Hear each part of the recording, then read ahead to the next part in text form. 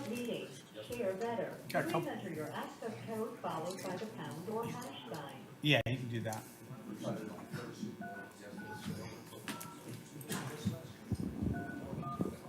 to Maine on Sunday.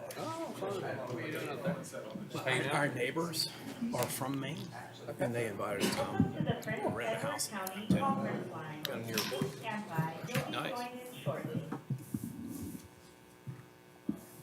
Yeah, that'll be fun. I'm looking forward to it. Hopefully a little It's cooler. super hot there today, like almost as hot as it's here. Oh. But it won't rise. I think the highest is sure it's like Yeah. What do you got?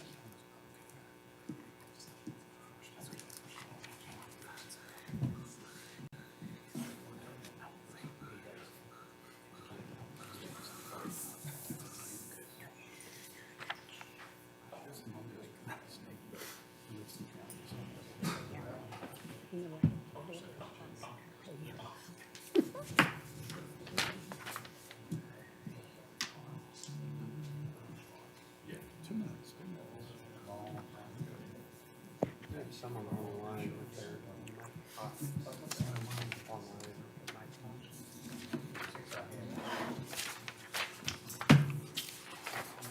Must got it.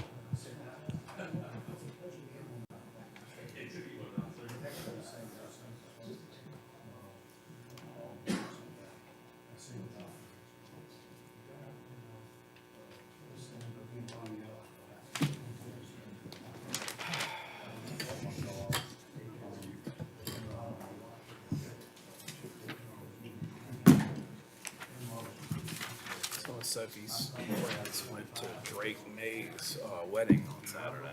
A quarterback for the Patriots that was UNC guy that we're all, I know John played. His dad was my quarterback. I wouldn't worry about that. That's a great friend. But she didn't make the cut. She didn't expect to be. But looked like it was big time. Coordinated.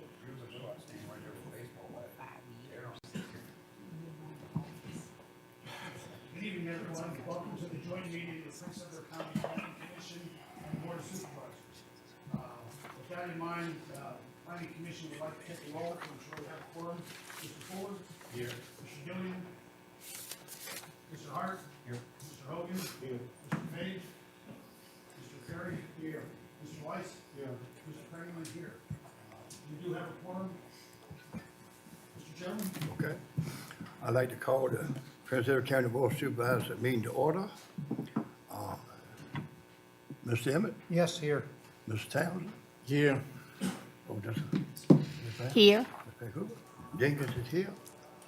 Mr. Jones, Yes, here. Dr. White, Here. Dr. Fry, Here. and Mr. Goodman's not here. With that, at this time, I'd like to ask everybody just to keep your thoughts and prayers, all of our people in the armed forces right now, just with all the challenges going on overseas. And also, just because of the heat, please keep in mind any of the local people in the community here, that you know, just to check on them, because a lot of people, as we know, still don't have air conditioning, and there's some challenges. Thank you. I'd like to ask everybody to stand for the pledge of allegiance.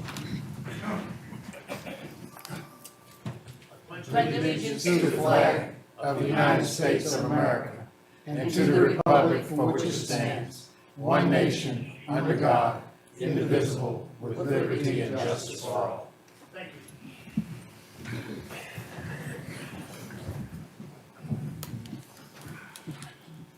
Again, we're here to discuss the joint public hearing for the 2045 comprehensive plan. Mr. Love?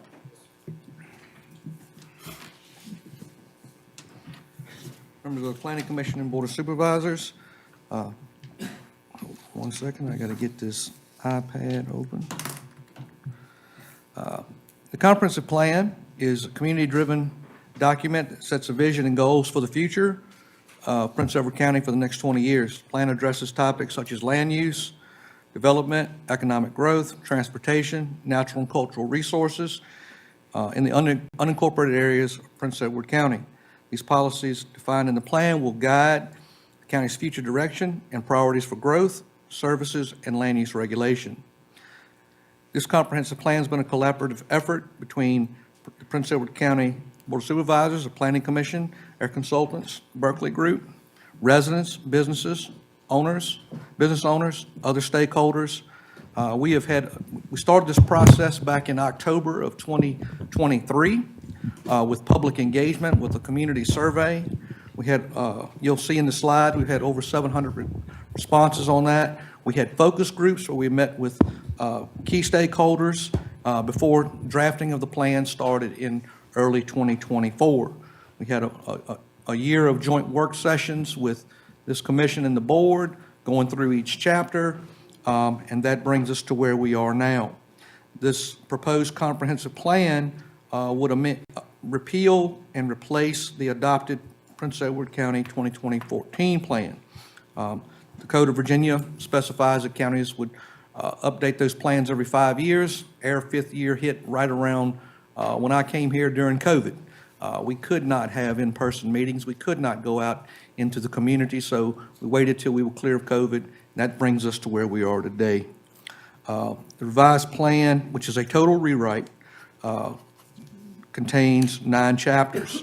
First chapter is about the plan, second plan is about the county, third is natural historic resources, the fourth is housable and livable communities, 5 is economic growth and development, 6 is community development, communities, facilities and services, 7 is transportation and connectivity, 8 is community character development, 9 is planning and implementation. This implementation chapter categorizes strategies from each chapter and provides a list of tools for successful implementation of this plan. Again, it should be noted that this is not a code or regulation, it's a guide, it's a plan, it's a strategic plan for our county. This public hearing was properly advertised in the Farmville Herald. We sent letters to all adjoining localities. You have a list of those, including the town of Farmville and the town of Pamplin City, which are inside of the county. You've also got a memo in your packet from the Berkeley Group. We provided the draft electronically, and again, the notice of public hearing and the list of adjoining localities in the sample letter. I'd be glad to answer any questions you might have of me. Our consultants are here, and we'll present a presentation after this. Does anybody from either board have any questions for Mr. Love? Any questions? No. Nope. Thank you, sir.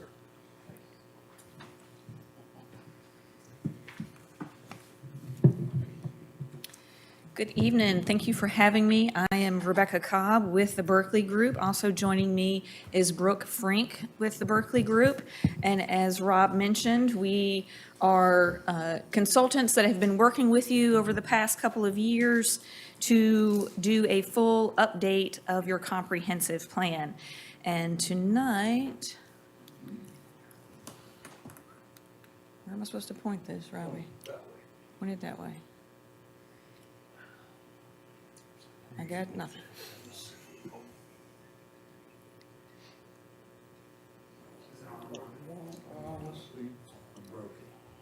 This thing's always active. No, it's not. That takes care of that. I know down is up and up is down.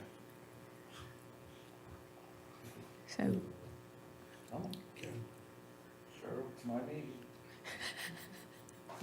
come back. Don't leave, Cheryl. Cheryl. Still not, I got a blue light, but it's not doing anything. Up is down and down is up. Put it on the car. Plan to replace it. That'll put it in change. Put it in there.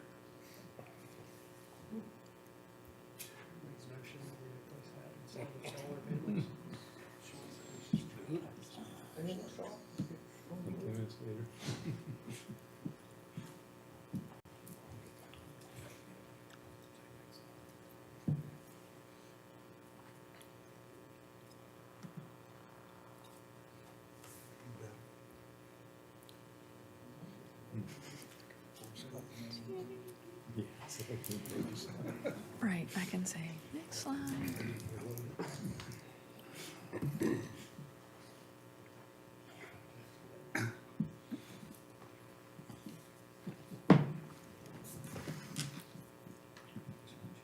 You know. Some activity.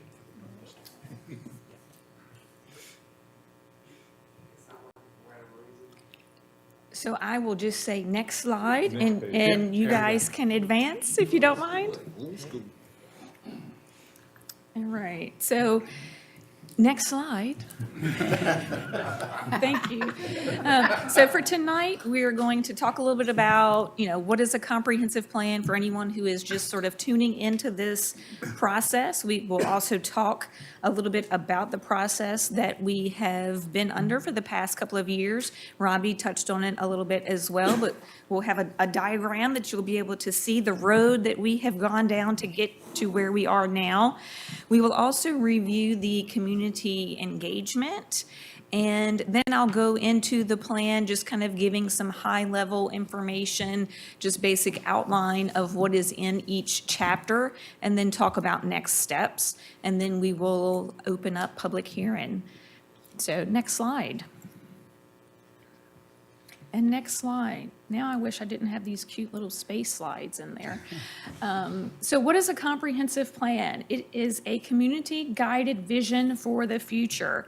As Rob mentioned, you're looking 20 years ahead, almost, like when you ask children, what do you want to be when you grow up? So in 20 years, what do you want to be when you grow up, Prince Edward?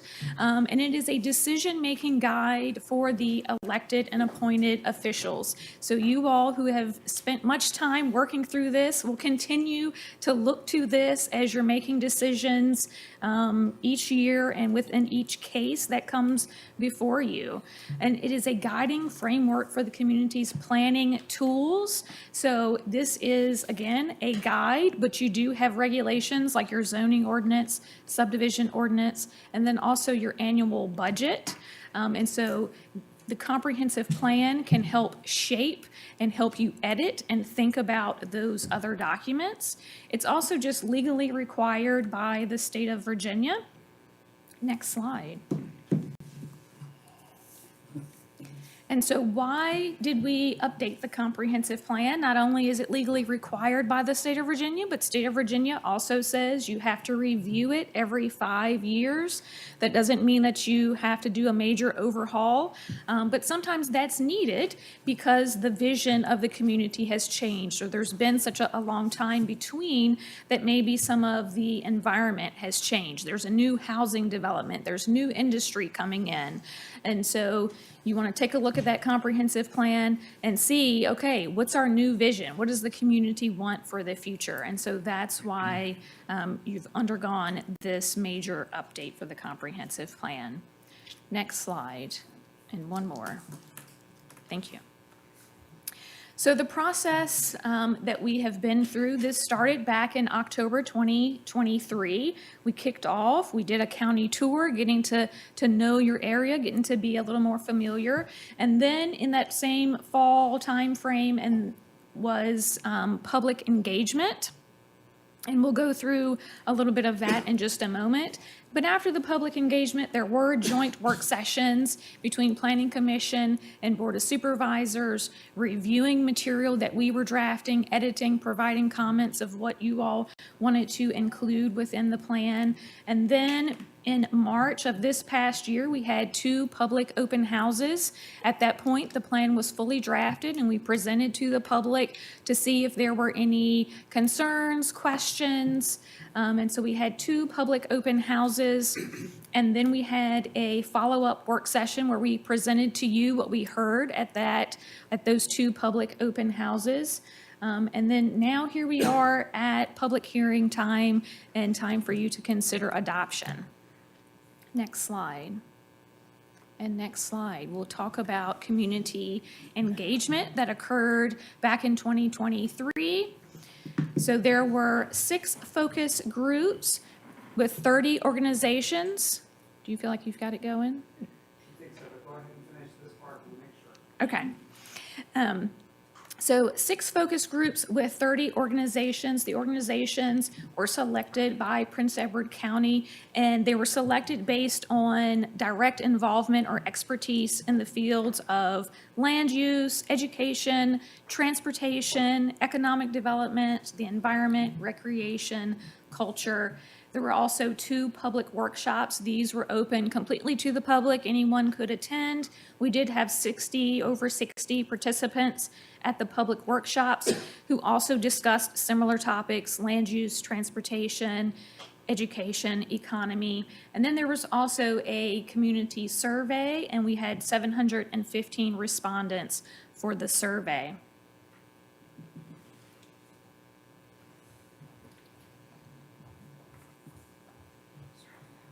Thank you. Thank you.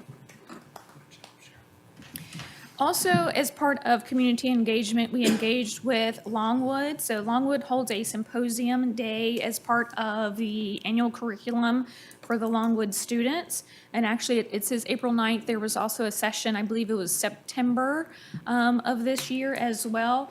But essentially, we went to the students and asked them a question. Basically, how can we get you to stay? You know, you are here in the community, you've gained an education. How do we get you to stay, raise a family, work, live, play within Prince Edward? And so they provided some of their input, and those things are also represented within the plan.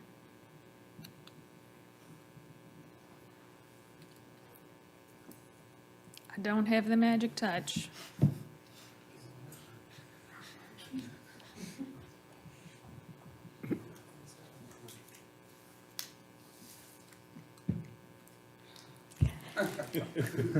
Next slide. Next slide. So also part of our community engagement happened at the end of the project, as I mentioned earlier. After we had drafted everything, we did hold 2 public open houses in March. And what we heard generally from the public at that time was that they supported the plan, overall a good job. They specifically liked some of the strategies related to having additional housing options, supporting new development, thinking and working towards more walkability around Farmville, and then also increasing jobs within the community. Next slide, and you can hit it twice. Thank you. So key themes were developed through the community engagement, and they were 5 things, and these key themes are running throughout the comprehensive plan. But what we heard during community engagement was that there was a concern for community wellness. It was a desire to have active lifestyles, adequate healthcare services, and then also just education about health. And then academic excellence was a desire for modern facilities, cutting-edge programming, lifelong learning, and skills training. Then livability, we heard a lot about housing and wanting a variety of housing, as well as being very targeted about growth and making sure that growth happens in specific areas, but that other areas are preserved. Prosperity, we heard that there was a desire for job creation through expansion of the existing businesses, but also attracting new businesses and industry. And then environmental stewardship was just acknowledging about your natural assets and wanting to take care of those. Next slide. So we're going to be now walking through the plan. So chapter 1 gives an overview, just kind of explaining the legal basis of the plan, where your locality is, how the plan works. It also goes through the drafting process and gives a little bit of a summary of that community engagement.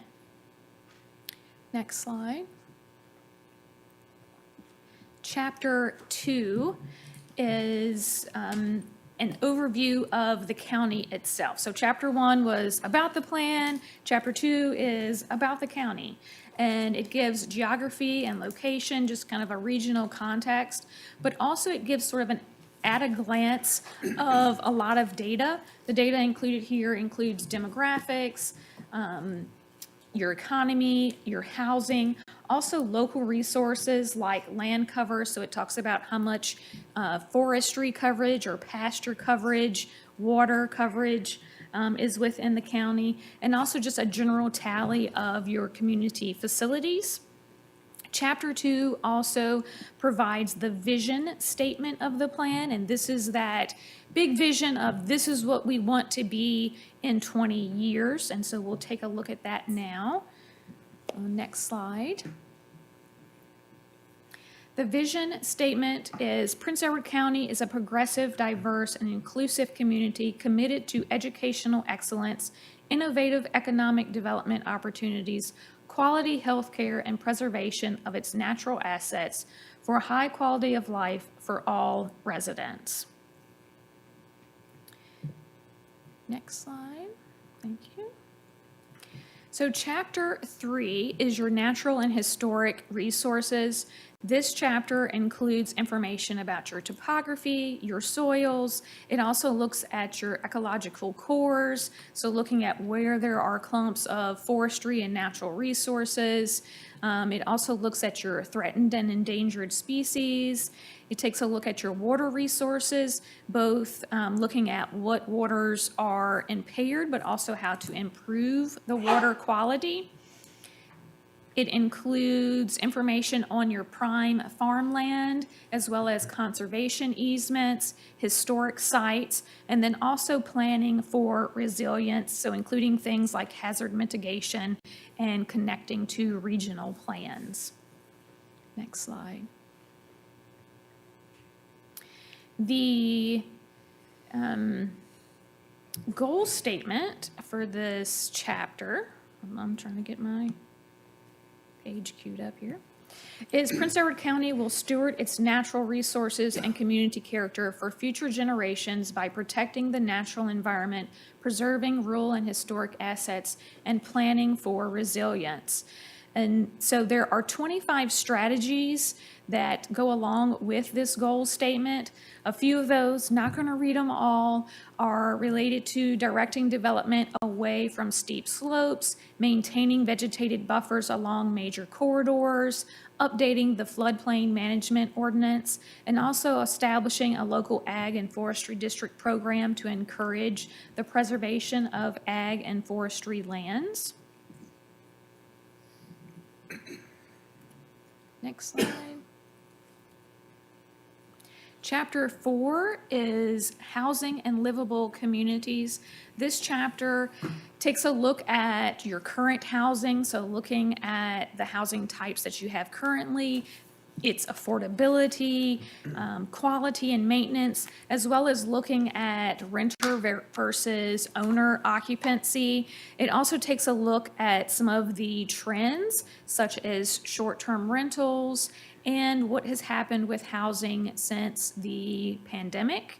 It also takes a look at expanding housing opportunities and how you might be able to do that, looking at workforce housing, housing for aging populations, affordable housing, and then additional pathways to ownership, as well as looking at some diversity and alternatives like accessory dwelling units or tiny or small homes, and then also discusses livable communities and ways that this can be provided within your zoning ordinance and other policies. Next slide. The goal statement for the housing chapter is Prince Edward County is committed to expanding housing options to include a variety of quality housing that is available, accessible, and affordable. There are 20 strategies with this chapter.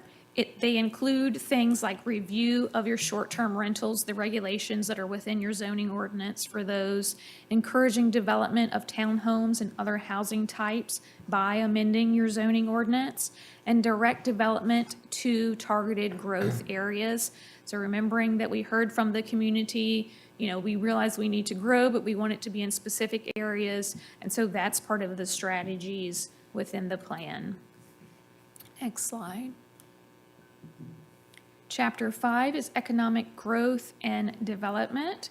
So here we look at today's workforce. So the commuting patterns, how many people are coming into the community, how many people are going out for work outside of the community. We looked at educational attainment and also the unemployment rate.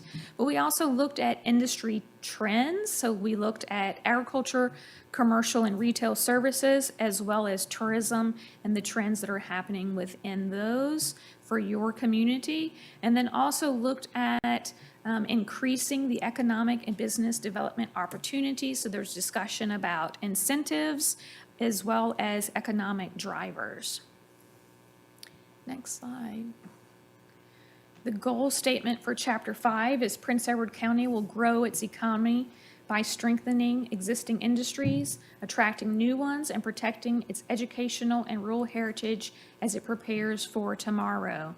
There are 34 strategies that address historic attractions, filling gaps in retail, growing the economic base, providing skill training, supporting entrepreneurs, and there's also 8 strategies supporting agricultural activities, both preservation and growth of that. And then next slide is Chapter 6. Community facilities and services. This chapter covers topics about the county administration and governance. It looks at your existing facilities, public safety. It talks about investing in infrastructure like your water, sewer, your refuse and recycling. Also broadband services are discussed. And then it also addresses school facilities and academic excellence. It looks at the projected enrollment for the future and talks about what those facility needs might be based on that enrollment. And then it also talks about your higher education facilities that are in the community. And also discusses enhancing community services like healthcare, social services, libraries, and recreation. Next slide. The goal statement is Prince Edward County should provide public facilities, services, and infrastructure to support a high quality of life for all residents in a cost-effective, welcoming, and prosperous manner. Strategies include establishing a public safety department, complete expansion of the broadband facilities, and continue growing the career and technical programs within the county. Next slide. Chapter 7 is transportation. Transportation takes a look at your existing network, and it covers looking at the traffic volume on particular roads as well as crashes and the state of bridges and culverts and if those need any work on those. And then it also looks at creating a multimodal network, which just means, considering bikers, considering pedestrians, making sure that they have accommodations. It also looks at coordinating your transportation with your land use. So obviously, if there are, collection of residences or a subdivision, then they would have some additional needs in terms of roadways and those types of things. So just kind of acknowledging that, as well as investing in transportation. And so VDOT has lots of programs. It talks about those, and it talks about some of the projects that are already slated within those programs from VDOT. Next slide. The goal statement is Prince Edward County should provide a multimodal transportation system that is safe, efficient, and connects residents and visitors to the essential services and amenities needed to maintain a high quality of life. There are 20 strategies to support this goal. They're focused on the maintenance of roads, also that multimodal connectivity, getting bicyclists, pedestrians from place to place, and then coordination between the transportation and land use chapters and strategies. Next slide.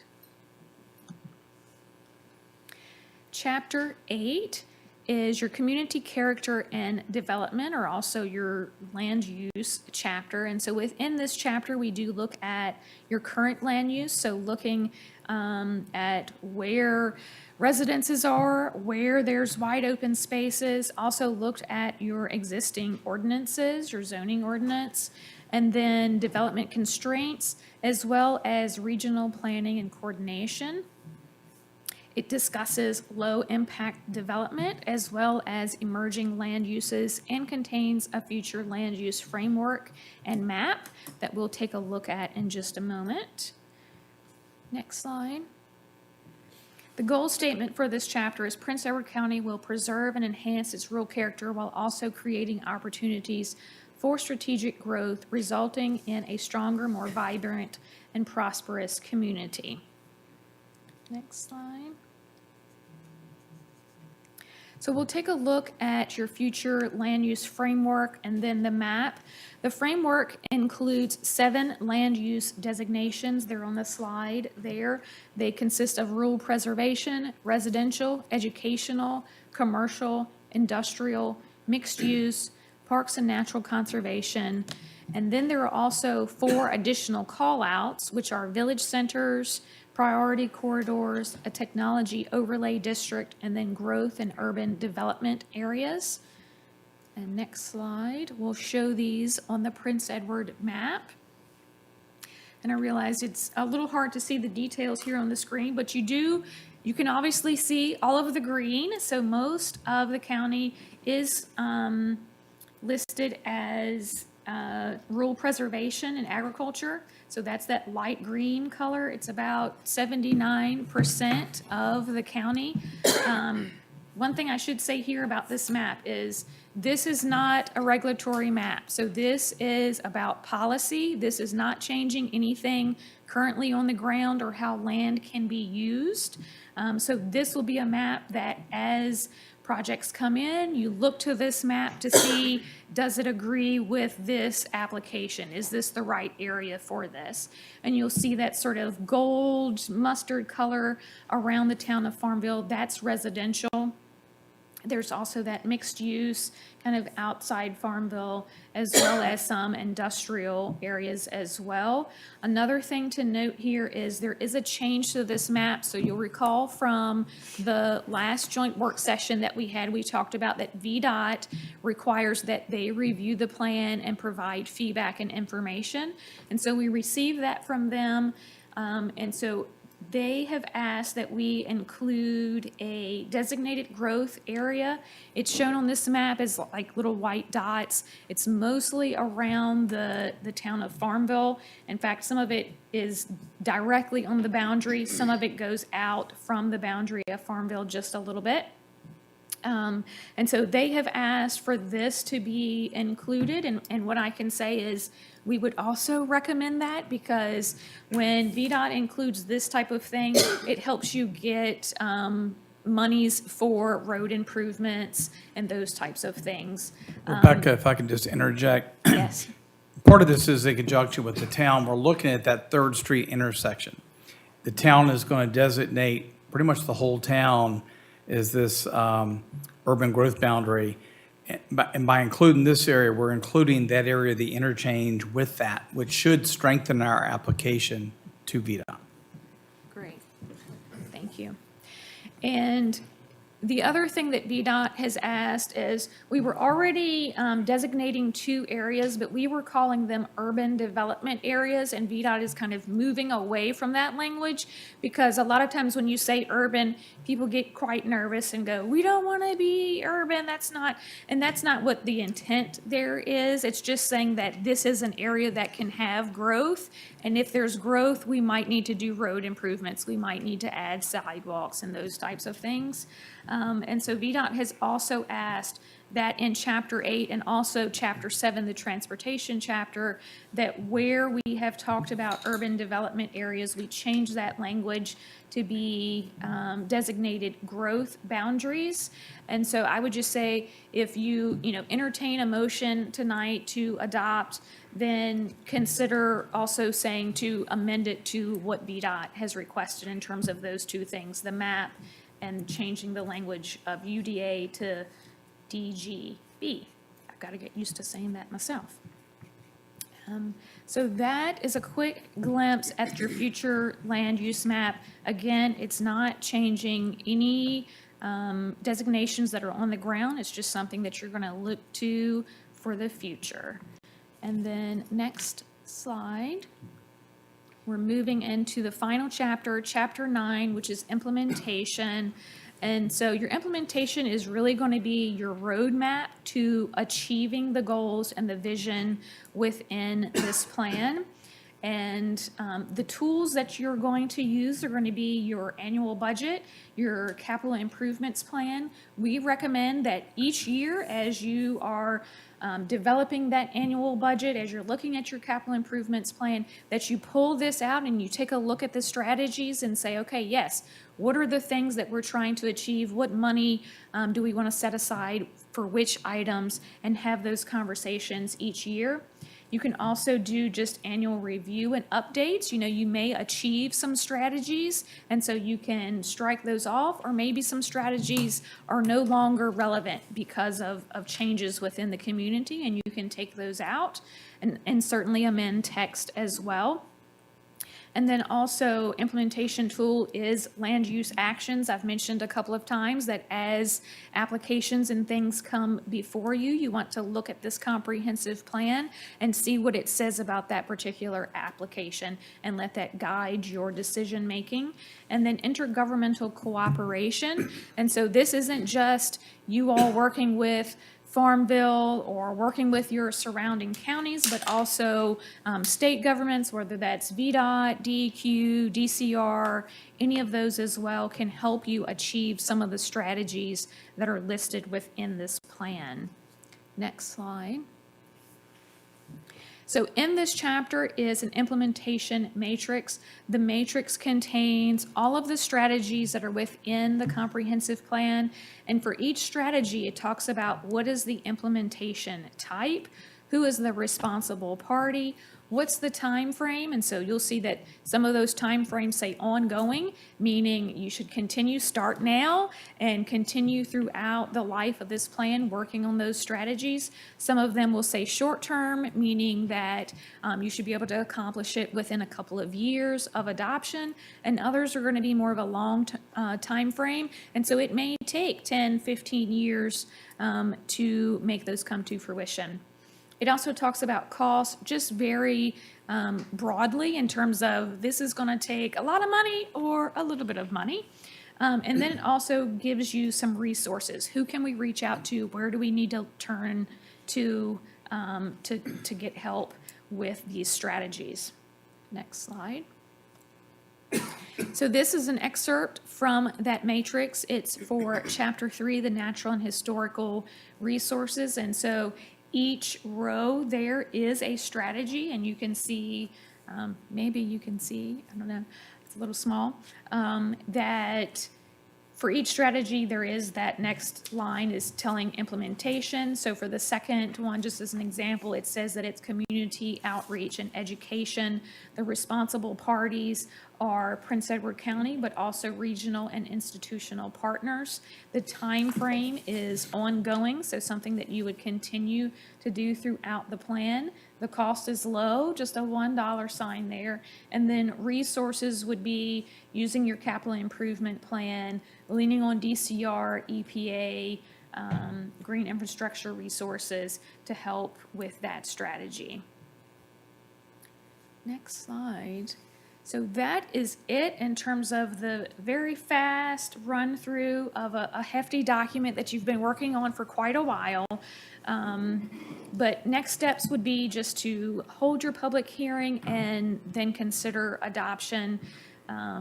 If you're moving to adoption, I do recommend some edits related to what VDOT has proposed. And then after that, after you adopt, it is not over. It is about implementation and continuous review. And so that is it. Are there any questions for me at this point? All right. Hearing none, I will have a seat, but I'm here if something comes up. Thank you very much. Thank you. So would I ask the chair of the planning commission and then the chair of the board to open the public hearing? Okay, just before we do that, we ask everybody to come up to the podium when you get ready to speak. State your name, where you live within the county, and we would like to make sure everybody gets a chance to speak here, as well as anybody on the phone. So if we could limit it to 5 minutes for everybody, that would be fair to everybody here. With that, the Planning Commission would like to open the public hearing. And the Board of Supervisors open a public hearing. And Patrick Murphy, Prospect.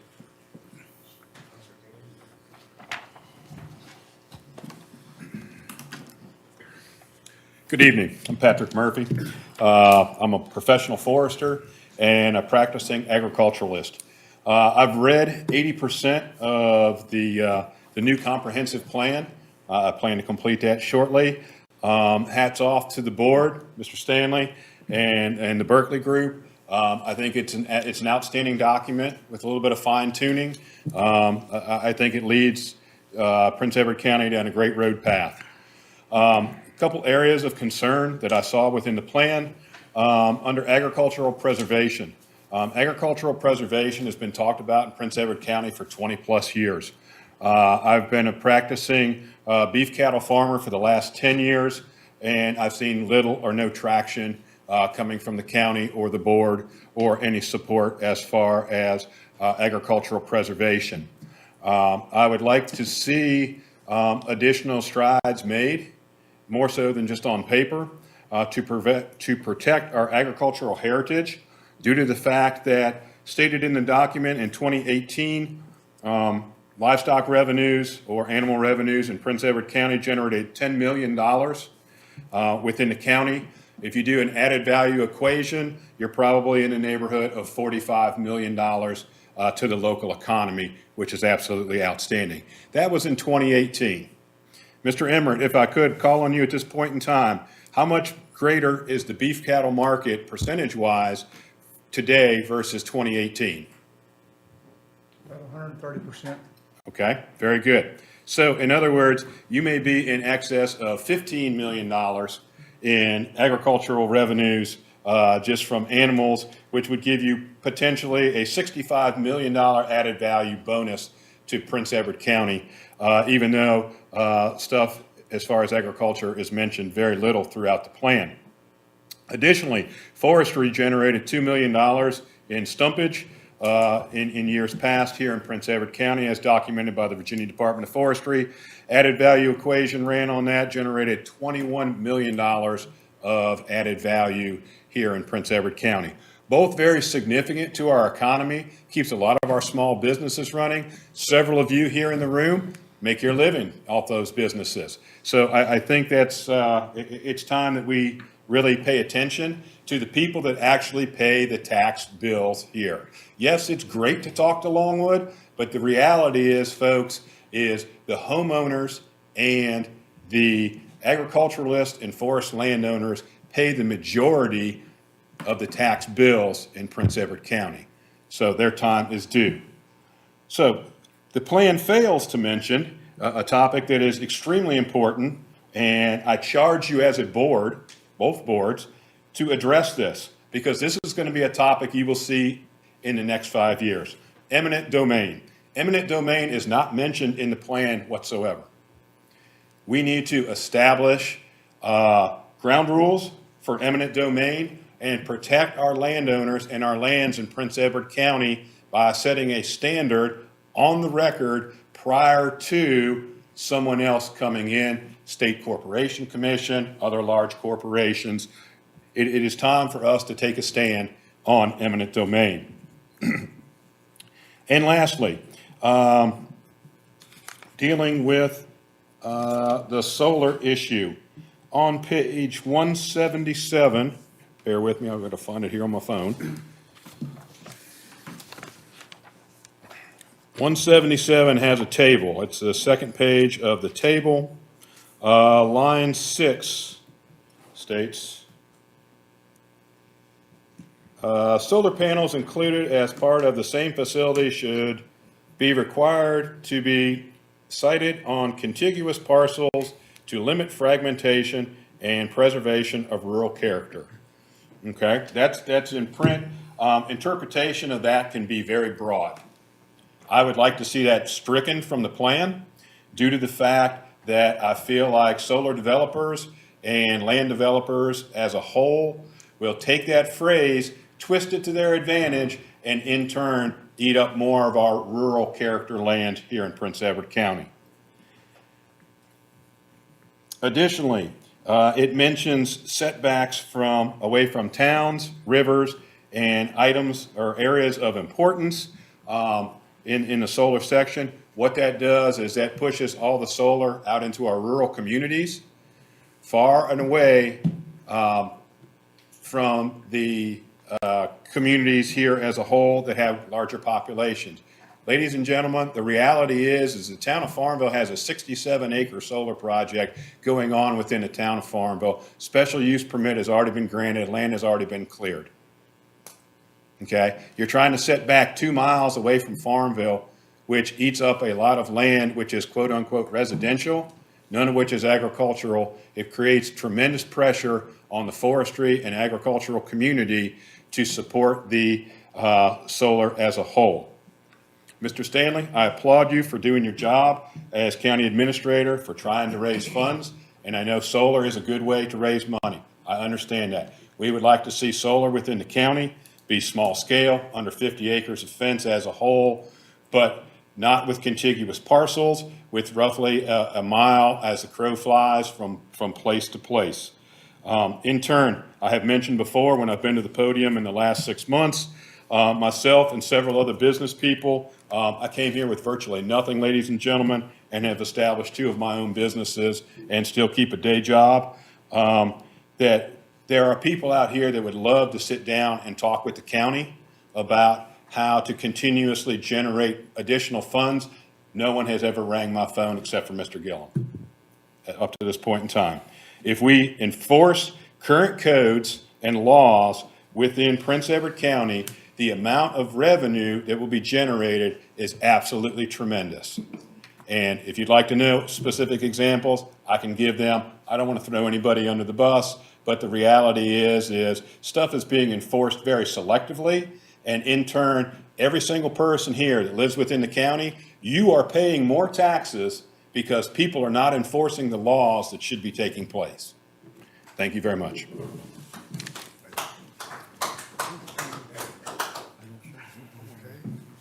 Ann Bowman, Lee District.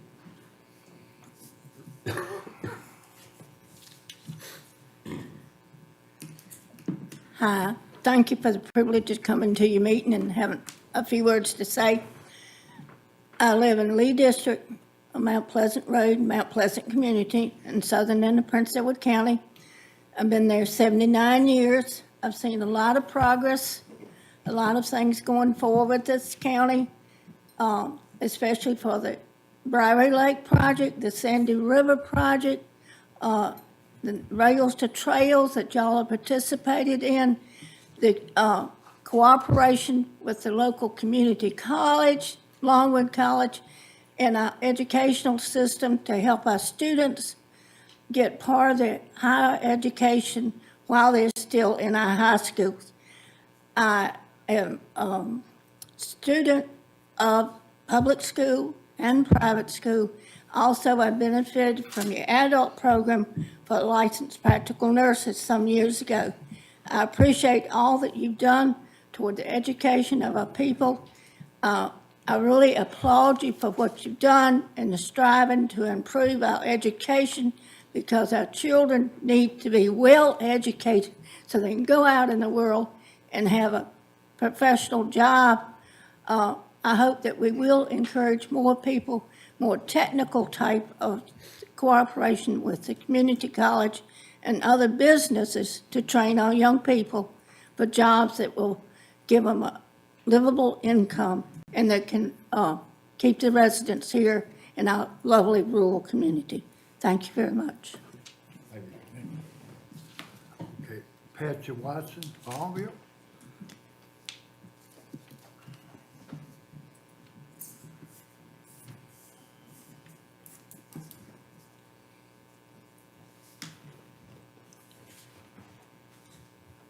Thank you. I come tonight basically because I know that you all spend a lot of time on this, not just in meetings, but also in the work that you have to do ahead of time. And I think that that is admirable. We should all be thanking you. and we know that we're not going to 100% approve of everything that you do. But my concern is keeping young people in the community. We lose so many young people. I have 4 children, and not a single one of those children have chosen to live in this community. And so as much as we love sort of the rural nature of the community, I think that it does speak to the job that you're doing and looking to make sure that we offer especially affordable housing, which I think is a really important thing for young people now. Certainly, when we started out 50 years ago and built a house, I think we paid $75,000 for it. And, you know, my kids are now buying houses, and I'm amazed and flabbergasted at the amount of money that they are having to pay for a home that basically was about the same size of what we had. And so I think that it's a tough situation. I applaud the group that you've worked with, and I would just like for you to keep that focus. I know that you're focused on what you think is best for the community. I trust that, and I would just like to add that focus and kind of lift it to the top, that it would be really nice to retain more of our young people. Okay. And I'm from 101. Doris Riddick? Okay.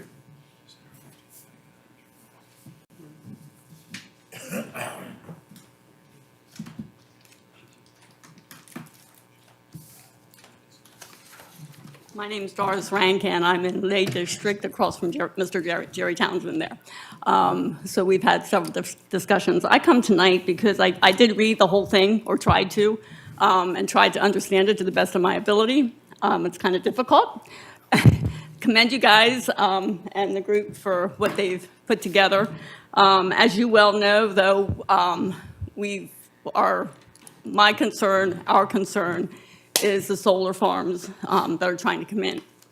I would say, so I really hit the solar section really hard that's in there.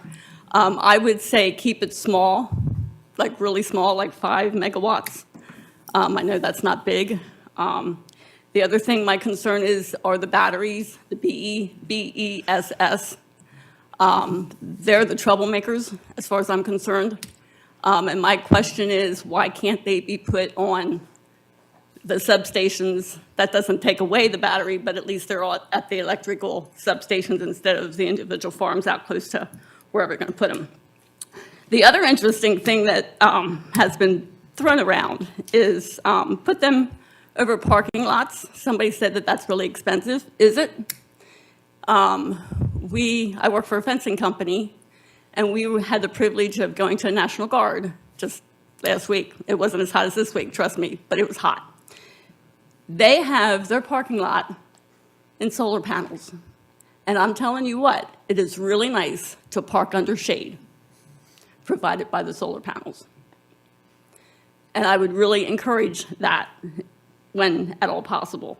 And today we stopped coming back. We stopped at a Food Lion to try and cool down a little bit, and it was really, really hot, and that whole parking lot is blacktop. And I'm thinking, if there were solar panels over top of this Food Lion parking lot, you'd be parking in shade, and it would be a whole lot cooler. So that's just something to think about. So again, I'm going to say thank you for the opportunity of speaking tonight, and please, like curb. I also know on the solar thing, and I'm not sure, like it said something about the trees would have to be 6 feet tall that are planted to obscure the scenery or whatever behind it. But how tall? That's only 6 feet tall. I'm 5'6", so that's not a whole lot taller than I am. You're still going to be able to see solar panels, trust me. How tall will those trees grow? Like, will they eventually grow high enough? And if they plant them, who's going to take care of maintaining those trees? Because I've seen places where the trees had died and you can see directly in. So just some ideas. Thank you. Thank you. All right, Edward Strickland, maybe?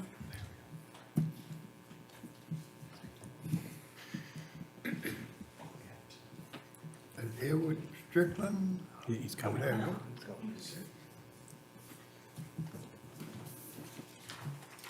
Commissioners, supervisors, staff, and consultants, you have produced a gorgeous document. You should be very pleased. That shows high seriousness and great regard and respect for everybody in the community. That is wonderful achievement. You should be very proud. I've shared parts of it with different legislative commissions that are concerned with health care. For example, the recent select committee of the speaker on rural and small town healthcare. I've recently shared parts of it with the Joint Commission because they're currently really interested in impediments to health from poor transportation systems and from failing pharmacies. And I just saw in the Farmville Herald today that one of our rural pharmacies is closing. So I'm very concerned that you always keep that focus on health. We have no prosperous community without a healthy community. And as we have so many people with disabilities, please always be committed to ensuring their access to everything that you want, they have. Please do that. Children are so important. We heard a commitment from another speaker to education. We're not going to have a prosperous community without an educated community. And as we heard from another speaker, of young people, especially young, thriving families that want to stay here and want to move here. That's going to take different kinds of industry than we have now, I think, because a lot of the new jobs maybe don't have health benefits. They're not at a compensation or wage that allows persons even to afford rent in a healthy living situation for their children. Always keep that focus if you can on those people that are sometimes, they're often not here in your meetings. I guess I wanted to say also that with regard to the comment on eminent domain, if you put that in, also have a section on property rights. So my farmland is in the Shenandoah Valley. It's currently in soybeans. So I own farmland, but it's not here. And I want my property rights observed, and I don't want anybody through eminent domain appropriating it and misusing it against my wishes. So I'm very sensitive and affirm the concerns I've heard here and in other places for preserving rural character and agricultural land. Because I have agricultural land, and I know what that feels like. My people have been there for almost 300 years in the Shenandoah Valley. On the other hand, because the planning document includes a lot of language about prosperity, which I'm so glad you kept in there, not only because the code requires it, but because prosperity is not just making people rich, right? It's not just wealth. It's the prosperous community, the resources and foundations in the community for everyone to prosper, from the little child to the old retiree in the nursing home. So prosperity is so important that you have in there. Keep that in mind. We can't only be prosperous for a few. We have to be prosperous for everyone. So while I'm glad for big agricultural landowners to get wealthier, that's not the only commitment of the planning document. It has to be prosperity for everyone who's living here. I guess I just want to say those few things. I know I've probably spoken too much. Thank you so much. Thank you.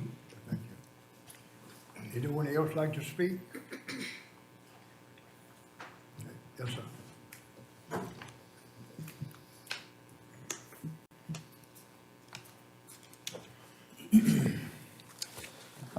David Jennings, Lee District.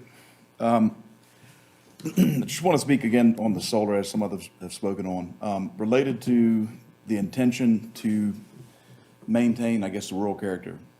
I just encourage Planning Commission, encourage the board to keep yourselves accountable on that approach. I want to mention that it was just this last week or last 2 weeks, a study came out by Virginia Tech's Agricultural Economics Department, published in the Scientific Journal, about land values, and they were able to delineate the impact of solar farms on neighboring land properties, landowners.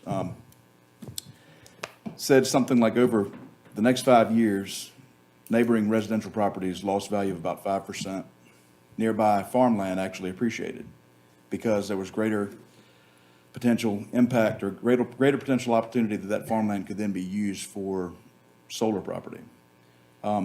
People that live out in the edges of the county, you know, most of us do that because we prefer that life. We prefer the solitude, we prefer the peace, we prefer the country atmosphere, we prefer the landscape, all of it. We don't want to be up in the middle of a lot of neighbors. You know, with uncontrolled, I shouldn't say uncontrolled, but without strict enforcement to ensure that residential properties are not impacted by visibility of neighboring solar properties, you know, potential solar farms, it's not preserving that rural character. So I just encourage the county to continue to, I guess, keep themselves accountable with that approach, as it's, I guess, listed in the plan. Yeah, that's about it.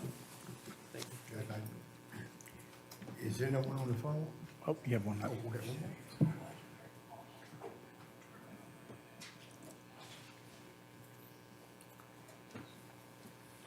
Hello, good evening, Planning Commission and Board.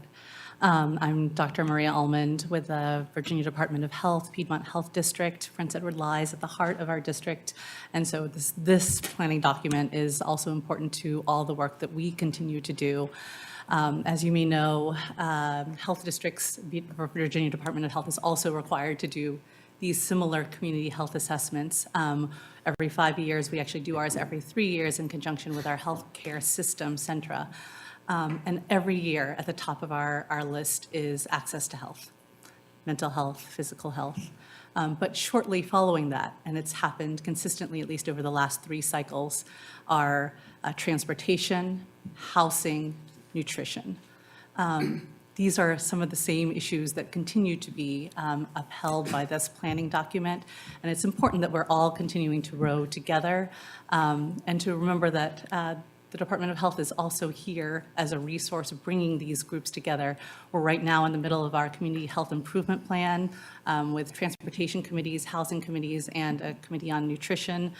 Transportation committee just developed this today, our transportation guide, very specific for Medicaid, but also for our bus routes and any of the entities that are present in this county and across the region, actually. So thank you for this work. We are here as a resource, and I hope that you will continue to uphold health within and well-being within the district. Thank you to Mr. Strickler for remembering our health in the rural district, but also all those who have spoken on the quality of our rural beauty. I was driving back, picking up my child from the end of the county towards Pamplin, coming here, and it's just stunning. And I think all of us live here for that reason, that there's a richness to our community. It's why I raise my kids here, why my kids go to the public schools here. There's something that is essential and beautiful in our community, and it is incumbent upon each of us to give to that community and make it the best place that we can possibly live in, full of health and well-being. Thank you. Is there no one on the phone?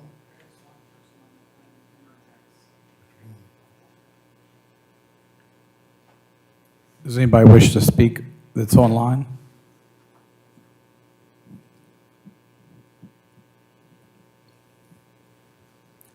Okay. Mr. Pringman, do you want to? Sure. With that, the planning commission will close the public hearing. Board of Supervisors close the public hearing.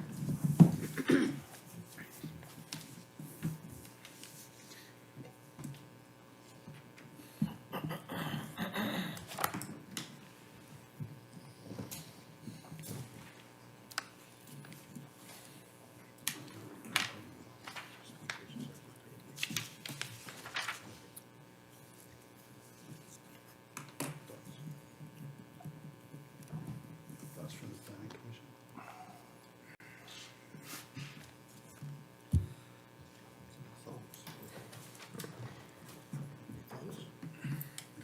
No, I'll speak. Like I say, we had a visitor from outside this community come and visit us not too long ago. And they said this is a great place to live. It has three things. It has higher education, it has a YMCA, and it has healthcare. So that checked all the boxes. So he said, I need to move to Farmville. But I think that there has been thorough vetting of multiple issues. There has been some concerns raised that may potentially need to be addressed, but all in all, I feel very comfortable with the plan that has been presented. Thank you. Anybody else in the planning commission?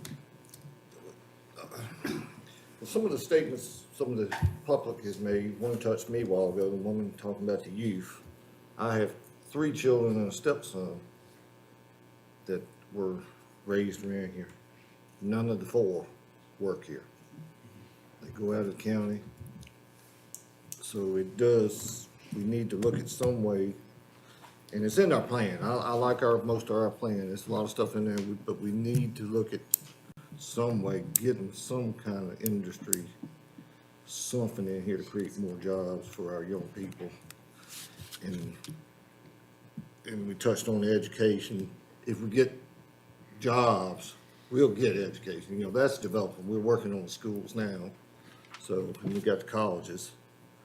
So I think we're heading the right direction. We just gotta work a little harder at it and figure out a little bit more how to not drag, but bring interest into the county. And of course, you know, the county does need money. Everybody's opposed to some of the things that are trying to come into the county to create money. There are other ways, there are ways. I don't like paying more taxes, so, you know, somebody's gotta do it. I don't wanna pay more taxes. But, I think a lot of the plan is good. There's some wording, that one gentleman touched on some wording on there that might need to be changed. So I think we might want to look at some of it and discuss it. Anybody else from the planning commission? Mr. Chairman, excuse me, I'll offer up that I think that the plan helps to fill a gap that we've had regarding alternative energy projects like solar. The previous plan really didn't address it. This plan definitely does. So I think regardless of what side the public or a member of the public may be on about, you know, pro-solar, con-solar, at least now we have a lens through which we can view the fit of these projects with the community better. Which we didn't have. Which we didn't have before. And so I think that's a big step in the right direction, regardless of where people are. But to your point, maybe, you know, we could look at the wording, make sure that, you know, we are addressing all the different facets of this. It's not just about solar, it's alternative energy broadly put. But solar is the common example. Yeah, I would agree that maybe we can, you know, unless there's some urgency to approve it tonight, maybe we just take another look at how we're addressing this issue, because this is a great time to try to address it as best as we can. Other comments? Okay. And you have to remember, it's just a guide. Right. You know, it's not set in stone, so it can be changed as we go along, whatever comes up, It's so. a working document. It's a working document, so. But it's a lot more guidance than we had before. Yes. The hardest challenge for all of us is a balance. How do we balance everything? How do we balance anything that comes across to us so we can make sure it's for the good of the community and understanding, like everybody says here, we're not gonna make everybody happy at any time, but from the county standpoint, at least the planning commission, we recognize we needed a document like this to give us a little better guidance, but everything we have to do is look at balance. How do we balance it so that it makes sense for the community? So, I guess from the county planning commission, do we have a motion, understanding that this is a working document? Do you want to see, make suggestions or changes before? Or Yeah, Go ahead. the working document, I'd like a little clarification on that, you know, I feel like, once you put something in writing, you're kind of, you're in lines. Is that, I think the one comment the one gentleman made, you know, in particular to the solar is, he was talking about the tag point, I think continuous parcels.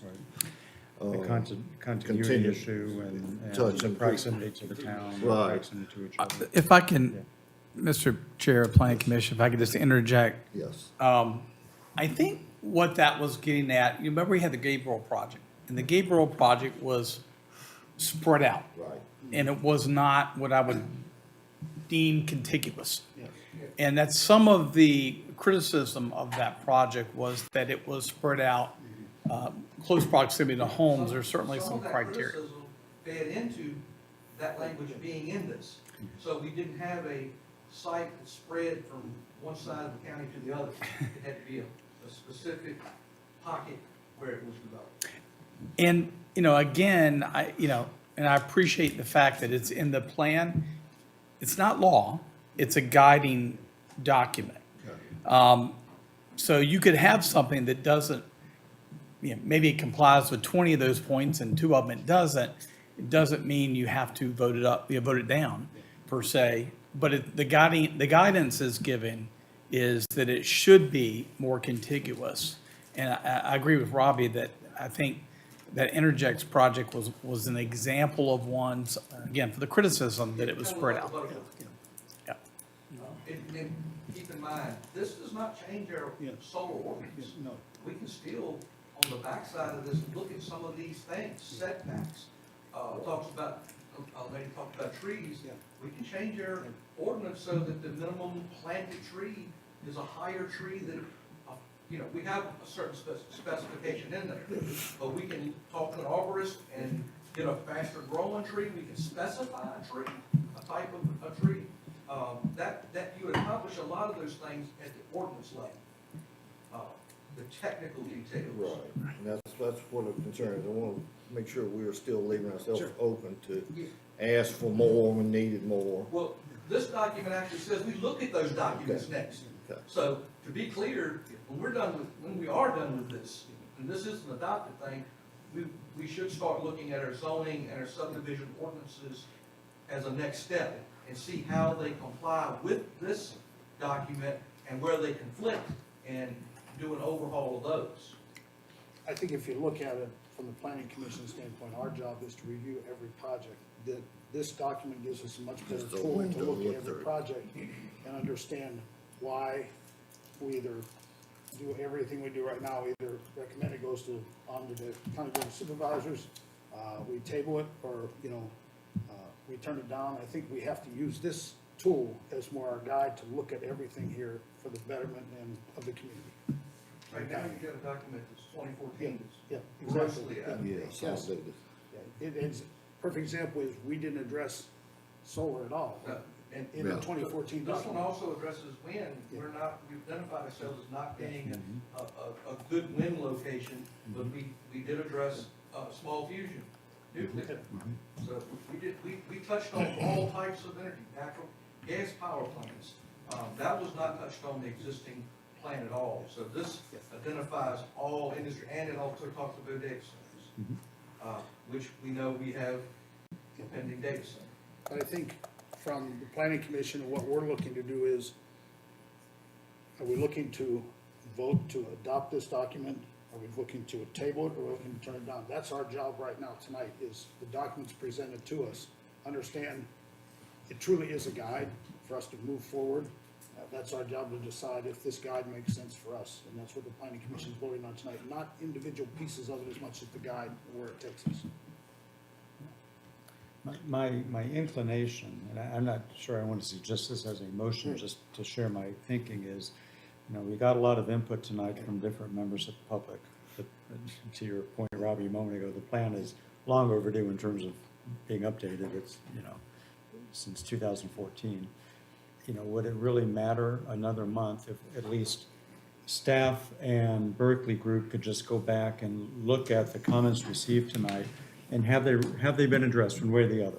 You know, if they've been addressed, so be it, you know, in the plan. Again, it's a guiding document, it's not a mandate, but, you know, just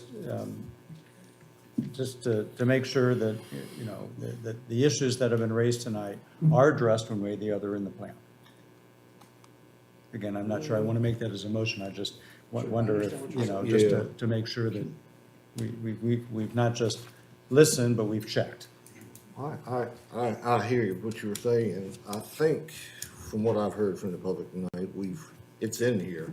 I've read 99% of it, and it's a book. My concern, I guess, as far as editing it, because we do need to add the VDOT revisions, We yes. talked about, yes, amendment to include So the that VDOT needs to be updates. done. Yep. So we're capable of doing that tonight in the motion, I assume. Yep.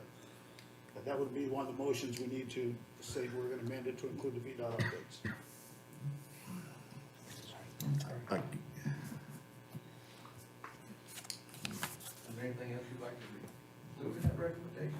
Good. Well, yeah, that's what I'd like to make a motion that we, move this planning commission recommending approval of this draft comprehensive plan to amend as needed for the VDOT, advised piece. And I would also like to strike the statement in there about the continuous and the other one that kind of conflicts with it. What was it? That was on page 177. 177, page 177, the 2-mile distance Okay. between utility sites. Do you have a number on that? You'd like to reduce that to, or increase that to? And that's for utility scale solar, Yeah. not community scale. Yes, that's correct. Correct.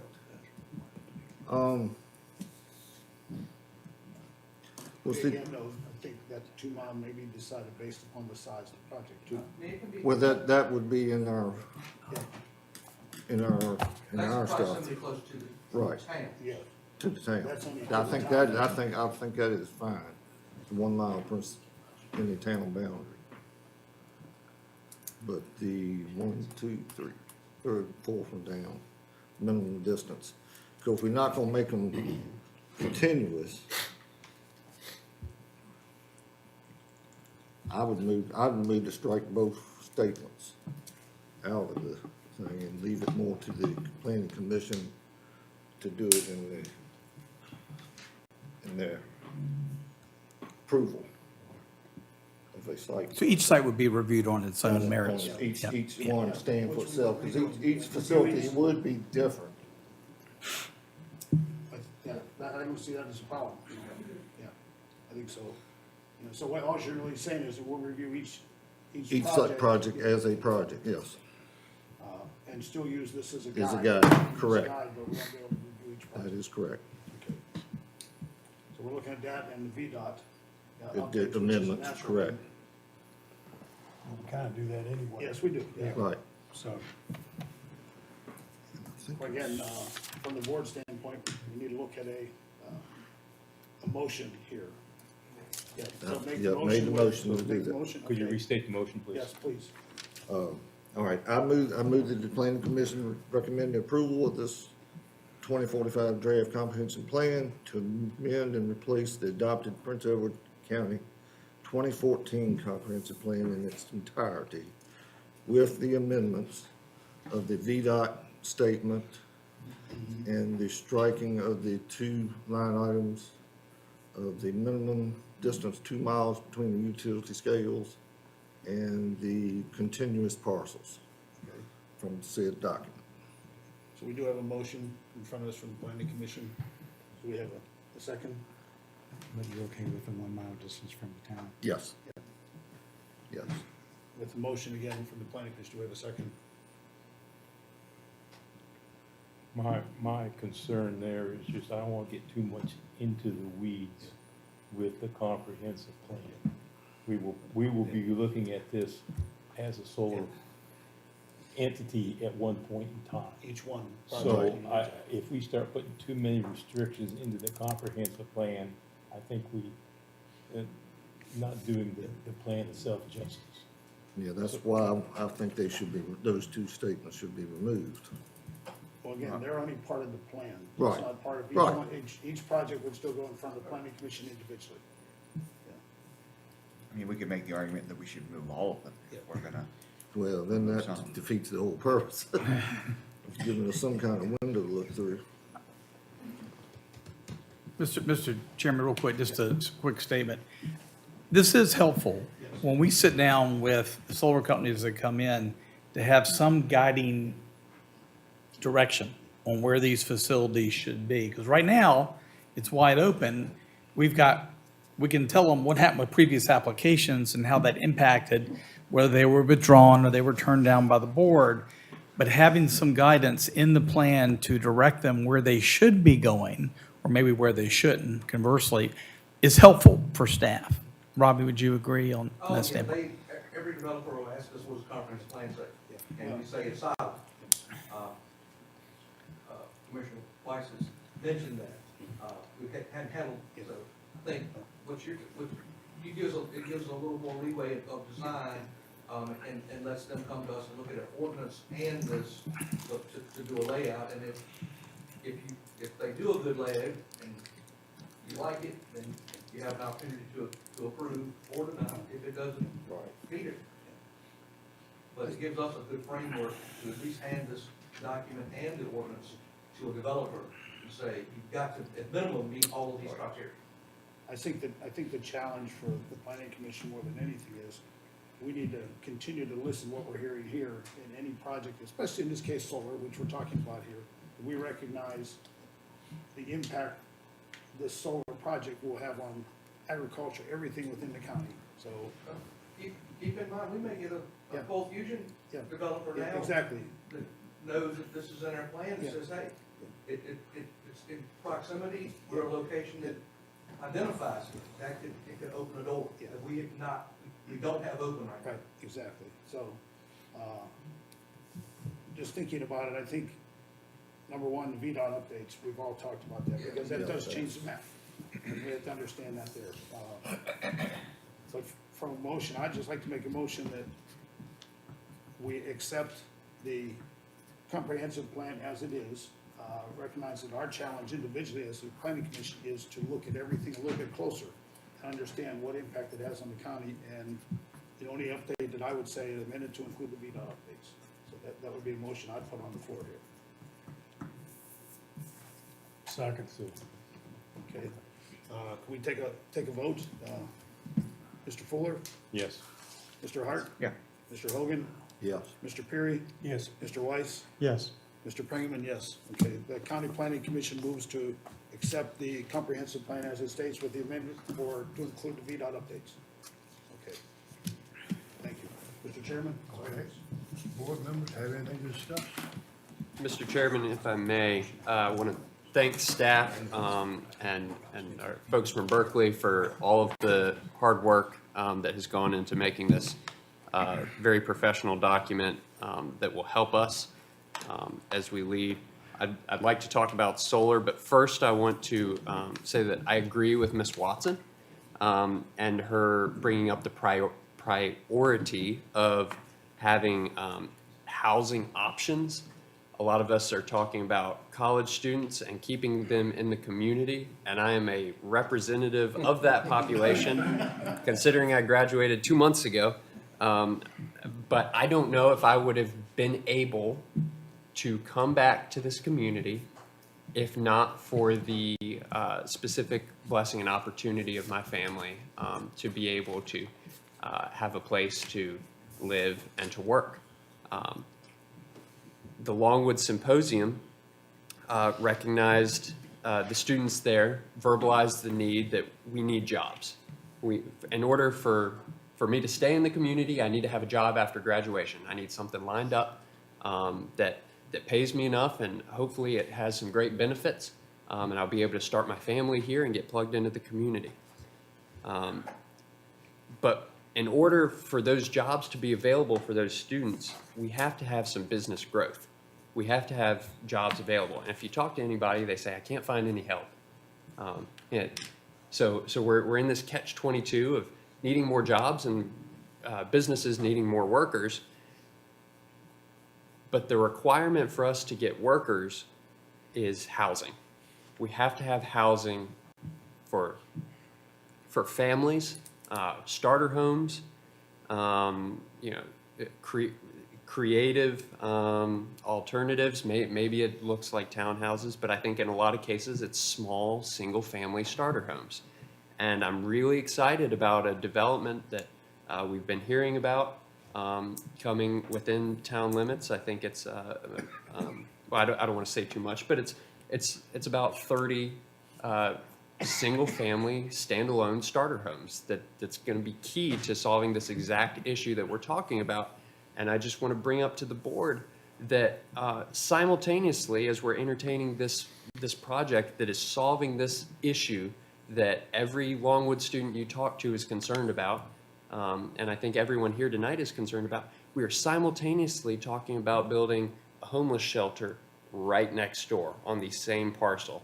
And I think it's something that we really need to look at before we approve that project, to go right next door to a place where we want young people to start their families and to welcome them and feel safe when we're potentially talking about bringing in the entire region's homeless population. I think that's something that we really need to take a second look at. I think by doing that, we're going to negate those three priorities of building jobs and bringing workers and workers needing homes. I think we can build the single-family homes and still retain our rural rustic character. I think that that's a big priority, and that we need to continue to look at that and foster that growth. Secondly, on page 21, 2 of the 3 top priorities of respondents were maintaining rural character and natural environment. And as far as I'm concerned, that is a strong mandate against commercial scale solar development. I would love for us to have a real conversation tonight, or if not tonight, set up a time where both of these bodies can have a real conversation and debate about what solar ought to look like for Prince Edward County going forward. And maybe it looks like a moratorium on future projects to kind of wait and see how these current ones that have been approved develop, if agreements are being followed, if sales are going well, if people are getting paid on time like they've been promised. This is all very new. We're on the brink of technological development with these alternative forms of energy that are exponentially more effective in the small nuclear reactor realm. And I would hate to have the legacy of approving hundreds of acres, even hundreds of acres of farmland to go under solar panels when we could be 5 years from similar energy production that is much more efficient, much more reliable, and have a fraction of the footprint. So I'd love to have a real conversation about that tonight. Thank you. Okay. Anyone else like to speak on it? I would agree 100%. I'd like to hear what the planning commission even has to say about that, or what they think about it, or whatever else. But I would piggyback on what Harrison said about some type of a moratorium to see what just one project to start and finish before we continue to say, yes, let's have more and more and more. I don't think, and please, if anyone knows of anything, please tell me that I'm wrong, but I don't know of anyone in the county that has been started and finished and we have any feedback whatsoever.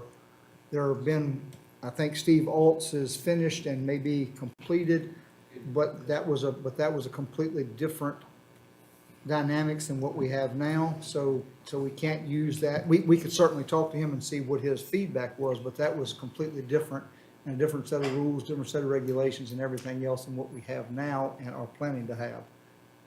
So that's I think the Elam site is. Close. Yeah, we'll have that appreciation. But it's not yet.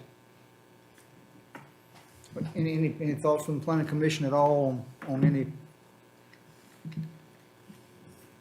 I don't know if this is the time and place to create a moratorium on it until we get some feedback on a project. That's the only thing I'm saying. I agree that solar is very important, critical to everybody here as well as us here, but I think maybe getting feedback on the Elam thing, then sit down as a group and decide, how do we address, how do we address not only the solar project, but any energy projects that come to us, but in particular because we've only done solar so far. That would just be my thoughts. And I don't want to speak for the No, I planning think commission that total. we have addressed as many concerns as we could in reference to the existing comprehensive plan that we have right now. And so in a conversation, you all, the legislative body, you could put a moratorium on there, but you're going to have to go ahead and also address individual property rights. And so it's a bigger discussion is what's going to be happening today. I agree. Let's take some data from the Elam project and see where we are in this group, both groups together. If we could sit down and, I don't want to say change the comprehensive plan, but address this part of the comprehensive plan a little differently. Well, I think John brought up that too, that it is something that's a work in progress. I'm not sure I understand why, and I'm not disagreeing with you at all. In fact, we probably think alike about this, but why not use other localities, surrounding counties, and their experiences or their experiences, I guess, with their solar project? I don't know of but one county that has any that are completed, and that would be Buckingham, and I could be wrong. I don't think it's, well, I think the problem is that what their, not even their comprehensive plan, what their rules and regulations are so different than what ours have been, that it's hard, it's not apples to apples no matter what, because they allowed or didn't allow things that we have or have not thus far. We didn't have the screening requirements that we have. Correct, it's hard to, well, not only that, but I mean, if you want to, the only one that we know of is the one in Buckingham County. There, I think that there are actually two of them that are completed, and it's, they're not very happy about it. Charlotte County has probably been the one that's in the news the most of any, and they have thousands of acres that are supposed to be working on, but they have not even started one that I know of yet, much less completed one. The two big ones over next to the Stanton River have been pushed off for going on 5 years, and they were supposed to have been up and running 3 years ago, so. That's a fact. That's not a what I like or dislike. That's a pure fact. Well, I think combination of, let's take a look at the Elam project once it's there, and also we'll challenge everybody here to get a little bit more information from some of the other counties that are similar to us and understand their positives and negatives from those. I would like that, and I certainly can't speak for Harrison. I think that he said that, that not necessarily had to be tonight, but it's something that we certainly need to look at and get some information about and see what, not only just from the constituents in this county, but see what has already happened so that we have a truer view of it. Kind of like a pilot program. Yes, Like exactly. Correct. Basically, what we have approved already is about a small sample size, but yeah, we don't see how it's going to go Correct. yet. I will say from an inspection standpoint, Elam has been agreeing to inspect. They looked at we have something that nobody else has, that 50% rule that you can't grade the site until you have stabilization. So they hydroseeded the site as they went. And if you looked at a VDOT project, hydroseed is one of the best ways to get the grass to grow. And that's been a green site. Every time we inspect it, it looks good. They call us as soon as they get the hydroseed, they get the germination. We turn them loose to do some more grading. If we had every site hydroseeded, it's just a dream to look at. I mean, it grows grass fast. You see it on the side of the road. You see it at that site, and they've done a real good job. And we haven't had any issues. We haven't had any violations on that site. And again, the 50% rule or guideline. Stay well on that. Do I have a motion? I move that the Board of Supervisors approve the draft 2045 comprehensive plan to amend and replace the adopted Prince Edward County 2014 comprehensive plan in its entirety, And that's with the VDOT. with the same amendments by the Planning Commission. Second. Okay, I have Supervisor Emmett, Yes. Supervisor Towns, Yes. Supervisor Cooper Jones, Yes. I'm a yes. Mr. Harrison Jones, Yes. Mr. Watson, Yes. and Dr. Pratt. Yes. Okay, so we'll have a yes. Mr. Chair, I just want to, on behalf of staff, want to thank the board and certainly Berkeley Group. It's a very different document that we had back in 2014 and 2019. And, it really, it's graphic, it shows the vision graphically, and I think that's an important step. So I appreciate y'all's support and support of the Planning Commission. I think it's been a great process. It's very, very inclusive. We've had a lot of folks from the public that have been involved in the process, and I appreciate everyone that came out tonight as well. From a staff standpoint, I thank y'all for putting something on the table that we can share with developers, all sorts. I have folks call me all the time that want to know what our policies are. This is going to be a nice document to share out with them. It's going to be a tool in their toolbox. Our implementation strategies will be the key to the success of this. And we'll be working with you all, the board, as we go on weeks and months, make sure we're hitting and this document is working for us. I would personally like to say thank you to the Planning Commission in the past and on this document also. I know that you all sometimes get to see things a little bit before we do or whatever else, and I appreciate the fact that you all take it pretty seriously and work it out. You don't have quite the burden as we have, because once you all pass it on to us, we're the ones that have to take the most heat, but I know that you all take the heat too. And I appreciate the fact of what you all have done. That's just from the board. Wait till April Fool's Day. We'll get this out. And I follow it. Dave, when I was on the planning commission, I would say, and you got another chance to yell. That's right. Thank y'all. Thank you. Thank you for what you do.